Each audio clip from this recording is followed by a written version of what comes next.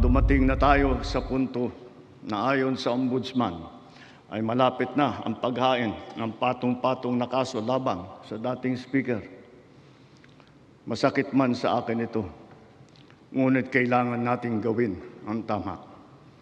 Hindi ako pangulo ng aking pamilya. Hindi ako pangulo ng aking kaibigan.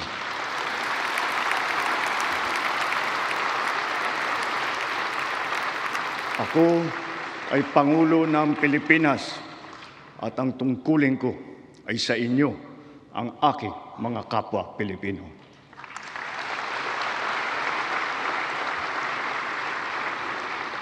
Kaakibat ng mga naisampang mga kaso tiniyak ng inyong pamahalaan na mababawi mula sa mga nagsabwatan ang nakuha nilang pera ng taong bayan.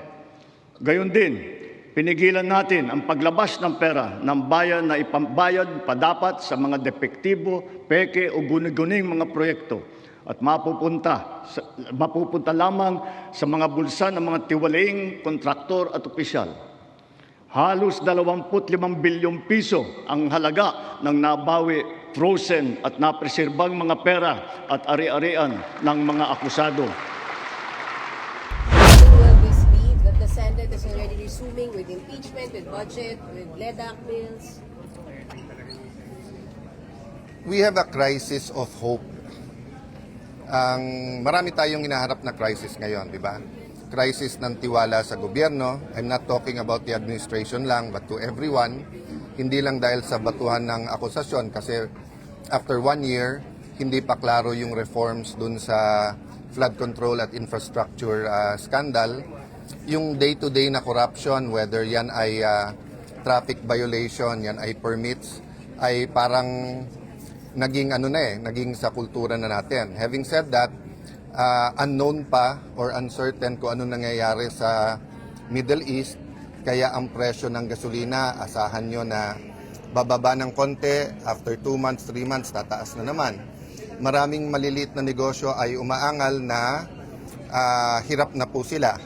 So on one side, magandang naitaas yung minimum wage, especially sa malalaking kumpanya na napakaganda naman ng profit margins. On the other hand, for small businesses, may question mark din, di ba? Tapos yung spending, OFWs nangangamba na pag tinamaan nga yung mga bansa nila, lalo sa Kuwait, Bahrain, Qatar, ay baka mawalan sila ng trabaho. Then of course, for many in the opposition, yung undeclared martial law is an issue and meron nga bang election sa 2028. So all of this, SONA is an opportunity to give some certainty.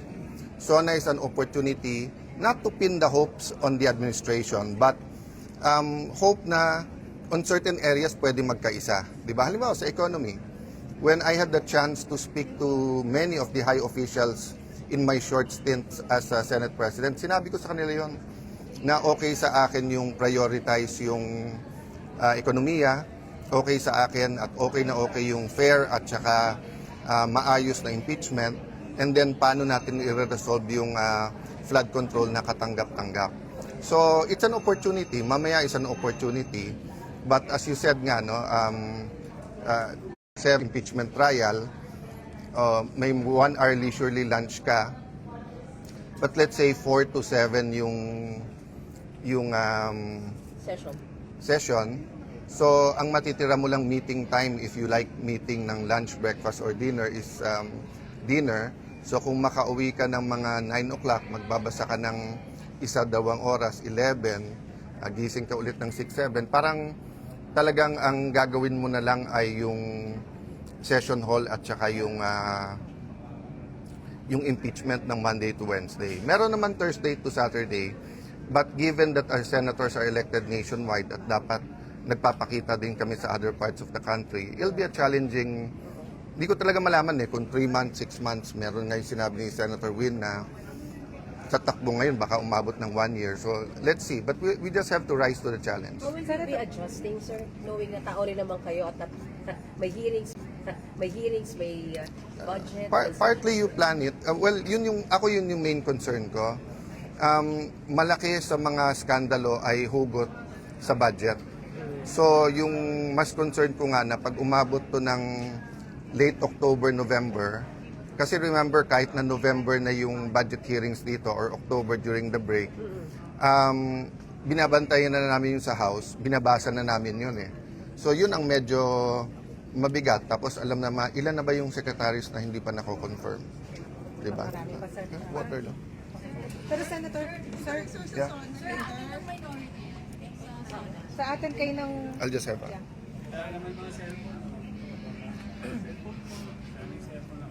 Sa atin kayo mamaya at bakit po kayo naka-block?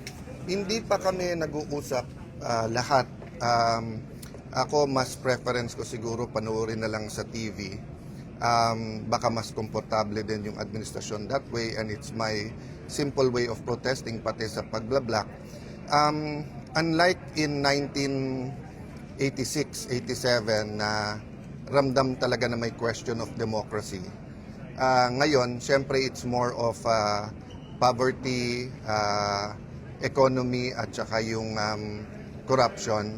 But I really believe that our democracy is in danger, and talagang pag nagsalita ka, target ka bigla. May undeclared martial law. Kanina, nung sinabi niyo may undeclared martial law. That's been said for the last 6 months, di ba? It's about freedom and democracy, di ba? So, tignan nyo lahat ng nakakasuhan at lahat ng nakukulong, di ba? Pag tahimik ka at sumama ka, parang if you can't beat them, join them, happy ka. Pero malungkot ang bansa. Pero pag tayuan mo yung mga prinsipyo mo, ikaw pa kakasuhan, di ba? This morning lang I was meditating on Mike Defensor, no? I don't know his activities. I haven't kept in touch with him, but assuming he donated money, so assuming 50 million yung plunder, na hindi kami naniniwala tama yung interpretation kay Senator Marcoleta. Pero kung nag-donate ka ng 1,000, 1,000,000, tapos napasabay dun sa plunder ka rin, tapos non-bailable, bantayan nyo yung mga kaso. Pag medyo kumampi, etc., hindi mo sure kung ifa-file o kaya bailable. Pagkakalaban, non-bailable ka agad. You believe Diba? there is undeclared martial law? Kung hindi man, we're nearing that. Diba? Kung vlogger ka, nakakampi, wala naman cyber libel, wala namang warrant ka agad.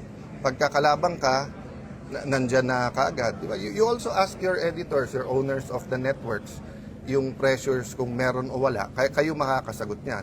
Pero sa business at sa politika, even sa religious leaders, mga nakakausap ko na nakikita at nararamdaman nila na sana hindi. So one big assurance is paulit-ulit sabihin ng Malacanang na may election sa 2028, walang tsa-tsa, hindi i-abolish ang Senado. No, and one way to ensure that is yung numbers. To say na 2/3 is really 16. Kasi nagsimula yan sa 12 is 13 eh. Diba? Tapos ngayon, first few days sinabi nga 16. But then may mga gumagalaw na questionin na sa Supreme Court o kaya tingnan natin o kaya agahan natin yung pag ano nito, no. So it's dangerous times. Sir, araw-araw may post may tweet si Ganun Senator niya ako Lacson. kamahal na pagising sa umaga ako naalala niya. From May 11 when I took the job, I knew that many persecution will be coming my way. Hindi ko lang na-expect it's through a senior senator na maraming bilib sa investigation skills. But ongoing, at every day naman, what do you call this, may konti siyang amendment, etc. But like yung sinabi niya today, hindi ko alam saan nanggaling yon. I'm not the secretary of DPWH. I'm not the regional director. I'm not an engineer, di ba? So, but of course, taga-tagig ako. So, as much as I can, binabantayan ko. It's on the record. I never said certain things that he says I'm saying or doing. But pag may nabubuko kaming mali, kayo, di ba nakita niyo yung nung mag-isa akong naghihiring halos dito dun sa bridge na bumagsak sa Isabela? May in-expose din ako ng mga tiwali na contractor na kung ano-anong ginagawa, whether it's in our city or otherwise. Hanggang ngayon, hindi nakakasuhan yung contractor na yon, no? So, marami kaming nakalaban sa Taguig, maraming natanggal, whether sa local government, sa national government, contractor. So, maaring yun yung mga nagsusumbong. So, i-verify lang nila mabuti. Pero harapin namin yon. wala naman kaming choice kundi harapin yon. Ang hinihingi lang naman namin is that makita nung tao yung bigger picture na kung sinong nag-iimbestiga, kung sinong nag-criticize, biglang sila yung gustong imbestigahan. Hindi naman natin inaatrasan yan, pero hindi dapat ang ma-single out, di ba? So, ang dami, may mahaba ako listahan ng mga pwedeng tignan. So, having said that, let's finish the SONA, the contra SONA, then we'll have all the time for both the impeachment and allegations of corruption. But harapin natin yan. May insertion daw po kayo na more than 6 billion pesos sa 2025 budget. Kapag ka minority insertion, pag majority amendment, di ba? Pagka majority, pwedeng lahat ng senador may amendment and sasagutin ko sa tamang forum at panahon kahit sa harap nyo. But I want na ilatag niya yung ano ba talaga ang sinasabi niya, magkano, saan, etc. So, ang sinasabi niya ba, basta't nasa budget at nasa tagig, ako na naglagay nun. Walang ibang officials from the cabinet to, di ba?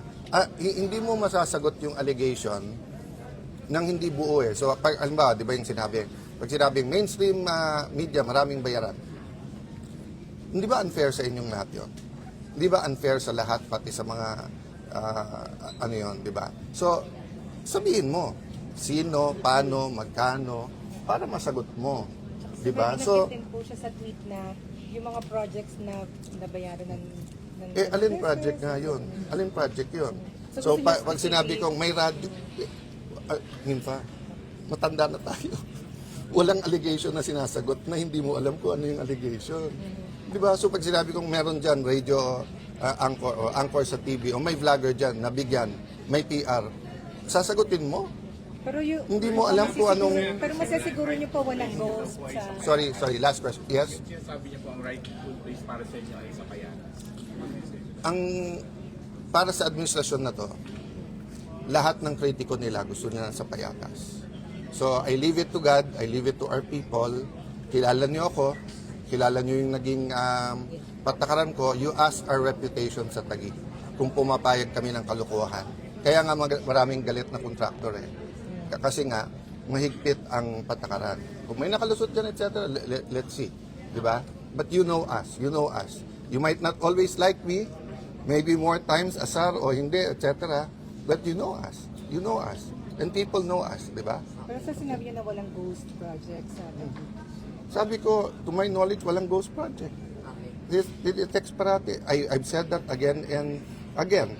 Nung sinabi nilang Diskaya, sabi ko, lahat imbestigahan. Pasig, Baguio, buong Pilipinas. 1 year na, wala pang report.